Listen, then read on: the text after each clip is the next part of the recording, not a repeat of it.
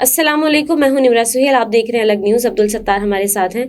इमरान खान से खिलवाड़ करने वाला उनका अपना साथी कौन है जिसे सोशल मीडिया पर शदीद तनकीद का भी निशाना बनाया जा रहा है, उस पर बात करेंगे। और वकील के लिबास में मलबूस शख्स की फायरिंग से कत्ल कौन हुआ है वो आपको बताएंगे। और दूसरी जानिब खातून जज ने भी इलेक्शन कमीशन को जो है ना मुकालमे में काफ़ी शदीद तनकीद का निशाना बनाया है। और सुनाइए वो क्या गुफ्तगू है, वो डिस्कस करेंगे। और 2 दिन बाद कौन सा बड़ा सरप्राइज मिलना है, काफ़ी सारी चीज़ें डिस्कस करने के लिए। लेकिन उससे पहले आपसे रिक्वेस्ट है कि अलग न्यूज़ को सब्सक्राइब करें, शेयर करें और कमेंट्स में अपनी राय का इजहार करें। पहले कमेंट शामिल करते हैं। उम्मे मिनहाज साहिबा लिखती हैं कि नहीं, कुछ लोग जेल में फ्राई पैन से इस्त्री करते हैं और वॉशरूम भी धोते हैं। देखिए, ये बहस मेरा ख्याल है इस बहस से कोई हासिल वसूल नहीं है कि मरियम नवाज साहिबा के बारे में ये बात करनी है गालिबन। लेकिन आप ये देखें कि इमरान खान साहब के आर्टिकल की बात की जा रही है कि जेल में उन्होंने आर्टिकल लिखा नहीं लिखा। अगर लिखा तो क्या ठीक है, अगर नहीं लिखा तो उनका आर्टिकल कैसे छपा, ये सवाल हैं। और इन सवालात के जवाबात लोग भी तलाश करना चाहते हैं।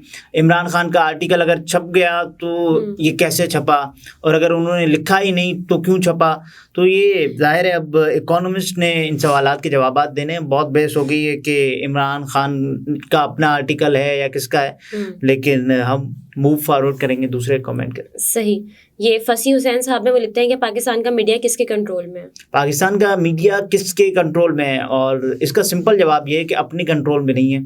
अब हम वो जवाब नहीं दे सकते कि किसके कंट्रोल में है, अपने कंट्रोल में नहीं है। सही। अब्दुल जब्बार साहब लिखते हैं कि ये निगरान हुकूमत भी नून लीग की हुकूमत है। 21 माह में बताएं अवाम के लिए उन्होंने क्या किया, इलेक्शन में हिस्सा लें तो पता चलेगा। देखिए, निगरान हुकूमत का इलेक्शन में हिस्सा लेना कोई ये बात ही नहीं बिना कि निगरान हुकूमत का काम होता है, उनका सिर्फ एक मैंडेट होता है कि इलेक्शन करवाना और free fair and transparent election को इंश्योर करना, जो कि बदकिस्मती से बदनसीबी से इलेक्शन का इनेकाद हमें फ्री फेयर एंड ट्रांसपेरेंट होता हुआ नज़र नहीं आ रहा। और निगरान हुकूमत है जो कि शायद निगरान हुकूमत का भला होगा कि वो आगे एक्सटेंड करें और इलेक्शन ना हो, लेकिन इलेक्शन ज़रूर होने चाहिए। बहरहाल इमरान खान साहब का केस था अदालत में, लेकिन ज़ाहिर है कोई अपना ही है जो इमरान खान साहब से खिलवाड़ कर रहा है। उसकी वजह क्या है? देखिए, वजह ये कि आज जब चीफ जस्टिस ऑफ पाकिस्तान काजी फाइज ईसा साहब लतीफ़ खोसा साहब से सवाल कर रहे थे कि यह आप बताएं कि आपकी प्ली क्या है, आप चाहते क्या हैं, हम क्या ऑर्डर करें, तो बार बार ये बताने की बजाय कि ये वो डॉक्यूमेंट्स हैं, ये वो लिस्ट है कि 3 MPO के हम तहत हमारे, उन्होंने ये बताया नहीं। इसका जिक्र करना उन्होंने मुनासिब ही नहीं समझा। वो बार बार ये कहते रहे कि हमारे लोग उठाए जा रहे हैं, हमें लेवल प्लेइंग फील्ड दी जा रही है। तो वहाँ से आगे से जवाब आता कि आपको लेवल प्लेइंग फील्ड अदालत है, आप सियासी बयान न दें, आप बताएं कि कहाँ कहाँ पर फ्लॉज हैं तो हम ये करें। तो फिर लतीफ़ खोसा साहब कहते हैं कि मेरा मुंशी आता है और उन्होंने केस लगाया, वो केस नहीं लगा। लतीफ़ खोसा साहब की तैयारी तो खैर कम थी, लास्ट टाइम भी हमने देखा और आज भी देखा, और उनके पास डॉक्यूमेंट्स वगैरह भी नहीं थे। देखिए, आपने जब किसी के सामने केस रखना होता है, अपना मुद्दा बयान करना होता है, तो आपने ऐसे दलाइल देने होते हैं। अब चीफ जस्टिस ऑफ पाकिस्तान आपको ये कह रहे हो कि आप बताएं आपका केस हम कब लगाएं। ये वहां से कहा जा रहा था लतीफ़ खोसा साहब ने या फिर पाकिस्तान तहरीक-ए-इंसाफ की जो लीगल टीम है, उन्होंने तो ये मुनासिब भी नहीं समझा कि चीफ जस्टिस के कहने से पहले वो ये एतराज़ भी करते कि हमें बल्ले का निशान दिया जाए। तो चीफ जस्टिस ने कहा कि आपका केस हम कल लगा देते हैं। बार बार ये कहा जाता रहा कि आपके जो वकील हैं कौन है, उन्होंने कहा हामिद खान साहब है, तो हामिद खान साहब से आप पूछ के आए। लेकिन बार बार, एक बार नहीं, 2 बार नहीं, 3 बार नहीं हुआ। और ये case supreme court of Pakistan में कल नहीं तो परसों, क्योंकि कल इसकी समाअत है। 9 जनवरी को पेशावर हाई कोर्ट का डिविजनल बेंच इसकी समाअत करेगा और फैसला आएगा। लेकिन आप शो करवाते ना कि आप केस के लिए कितने प्रिपेयर हैं। आपने ये तो नहीं कहना होता, अदालत में हवाई बातें तो नहीं चलती ना कि ये भी हो गया वो भी हो गया। आप ये कहते हैं कि साहब ये वो एविडेंसेस हैं जो अब लतीफ़ खोसा साहब बार बार ये तज़किरा करते हैं, मेरे पास सीडीज़ पड़ी हुई हैं, आपके पास सीडीज़ पड़ी हुई हैं। लेकिन आप ये भी कहें ना कि इलेक्शन कमीशन ऑफ पाकिस्तान जो इसका मुतल्लिका इदारा है, आप तब उसको बेनकाब कर सकेंगे ना जब आपने वहाँ पर कोई कंप्लेंट फाइल की हो, आप कहें कि ये वो कंप्लेंट है।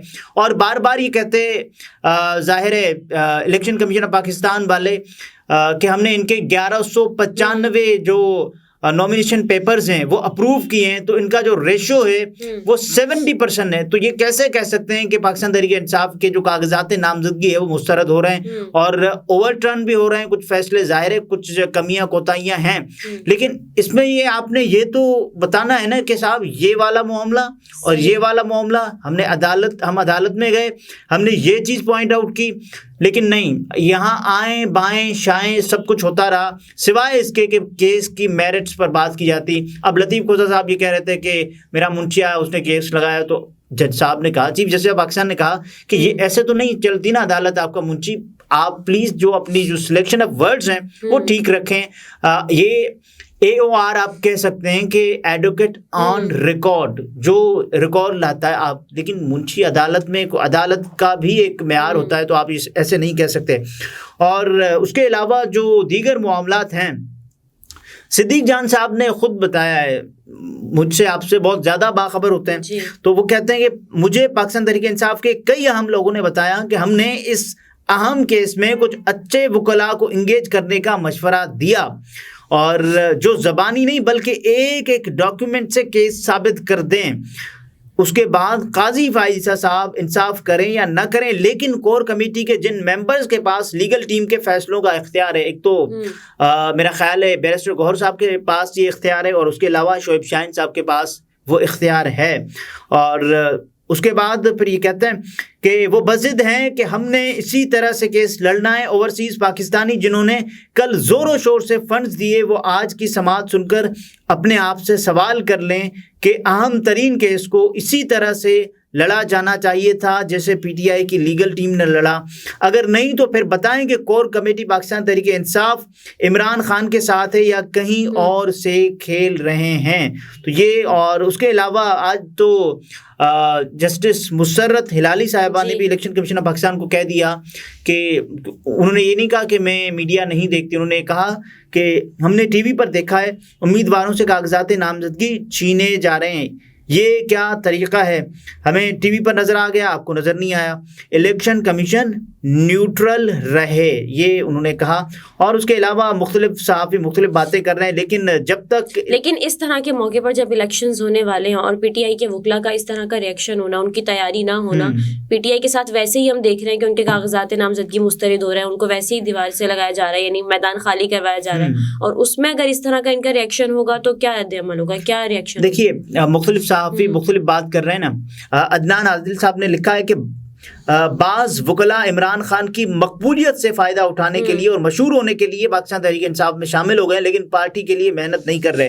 कोर्ट रिपोर्टर बशारत राजा ने आज रिपोर्ट किया कि सुप्रीम कोर्ट में लेवल प्लेइंग फील्ड केस में PTI वकला बग़ैर तैयारी रोस्टम पर शुमाला, जुनूबा, शिरका और गुरबा दलाइल देते रहे हैं जिनका तालमेल ही नहीं था, और इससे PTI को ही नुकसान हो रहा है। बिल्कुल ऐसे ही, और जाहिर है आपके जो केसेस हैं उन पर कोई ध्यान कैसे धरेगा? आपकी अगर तैयारी ही नहीं है तो आप किस तरह से फाइट करेंगे? चीफ जस्टिस ऑफ पाकिस्तान जब ये लतीफ़ खोसा साहब से सवाल करते हैं कि आप ये बताएं कि हम क्या करें आपके लिए, आप, तो वो कहते हैं कि ऐसे नहीं तो ऐसे।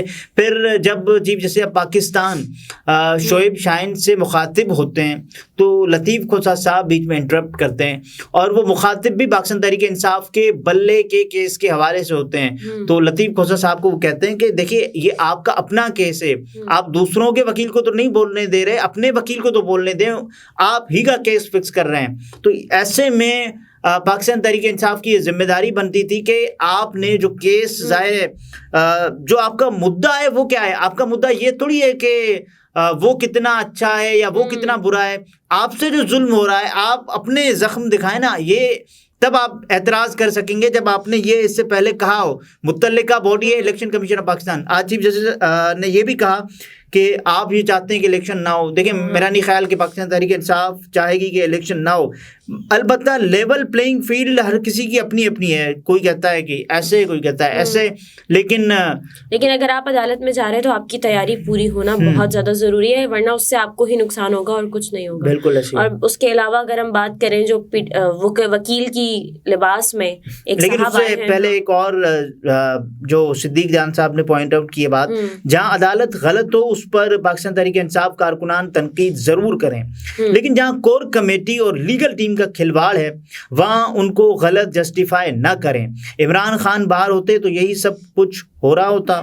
इसी तरह से केसेस लड़े जा रहे होते। ये उन्होंने एक सवाल किया है, मेरा नहीं ख्याल कि इसी तरह से केसेस लड़े जाते और पार्टी में इतनी जो वाज़े तकसीम है वो भी ना होती। जो डिवीजन है हम देख रहे हैं कि मरवत साहब को एक बात कह देते हैं, गौहर साहब कहते हैं नहीं ये बात है ही नहीं, और ये कहा जाता है कि पीटीआई के वकला अपनी टिकटॉक्स बनाने के लिए और अपना फेम लेने के लिए ये सब कर रहे हैं। देखिए, और उसके अलावा फिर आपने ये भी देखा ना कि मरवत साहब ने कहा कि शोएब शाहीन तो गद्दार है, फिर उसी गद्दार के साथ प्रेस कॉन्फ्रेंस में साथ बैठे थे। तो ये तो नहीं हो सकता ना कि आप पॉइंट स्कोर करें और उसके बाद ये कहें कि ऐसे नहीं तो ऐसे। बहरहाल पाकिस्तान तहरीक इंसाफ को इस पर देखने की ज़रूरत है और कहा जा रहा है कि 1 से 2 रोज़ में टिकट्स भी फाइनल हो जाने हैं और परसों बल्ले की भी समात है, बिल्कुल, केस की भी समात, और क्या पता कि आज ही टिकट्स फाइनल हो जाएं और इस बात की खबरें हैं। वैसे पेशावर जुडिशल कॉम्प्लेक्स में जो वकील के लिबास में आने वाले मुलजिम की फायरिंग थी जिससे